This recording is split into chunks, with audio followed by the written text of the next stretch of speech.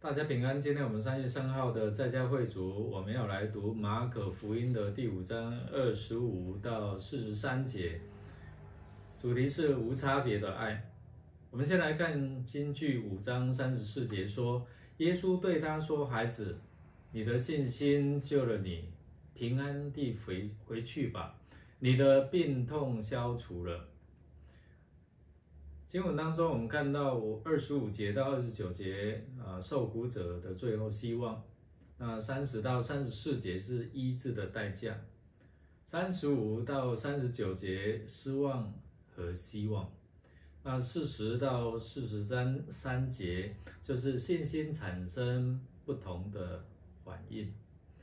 经文应用我们看5章的34节说：“孩子，你的信心救了你，平安地回去吧，你的病痛消除了。”那5章的36节说：“不要怕，只要信。”那马可借着耶稣将这2件事情来重叠，提醒我们必须注视和尊重生命的不同经历。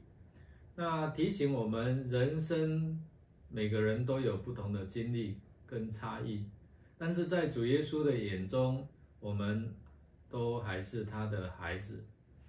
有许多人到他那里聚集，他正在海边上。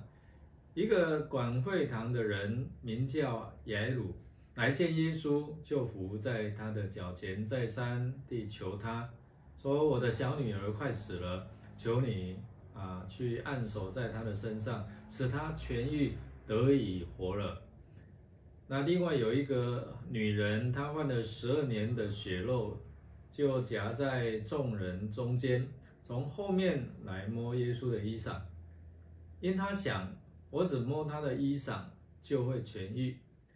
那这2个故事的结局是12年的血漏得医治，12岁的小女孩复活。那表面上看来好像没有什么分别，但其中的关键确实有极大的分野。治愈还有复活的关键其实就是信心。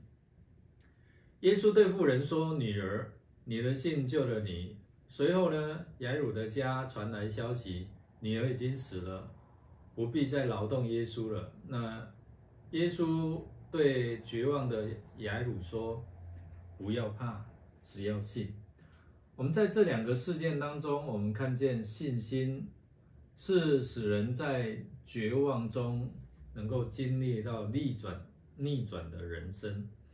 那一个人受敬仰及学习的榜样，这是管会堂的雅鲁。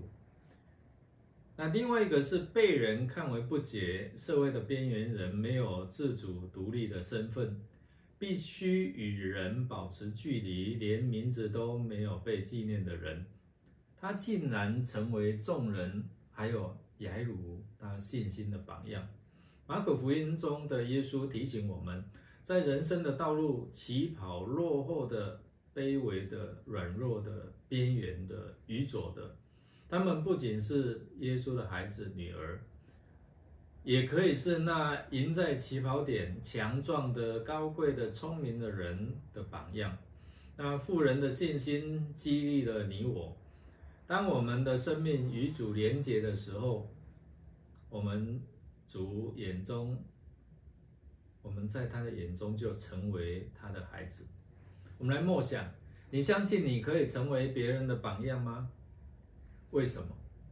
是什么原因使我们与主耶稣可以连结在一起呢？我们一同来祷告。主耶稣，谢谢你透过这个妇人的信心激励我们，虽然面对困境甚至绝望，但是你依然伸出你慈爱的手来医治我们，帮助我们。你是医治我们，让我们得着自由康复的主。谢谢主，垂听我们的祷告，靠耶稣基督得胜的名，阿们。祝福大家有美好的一天。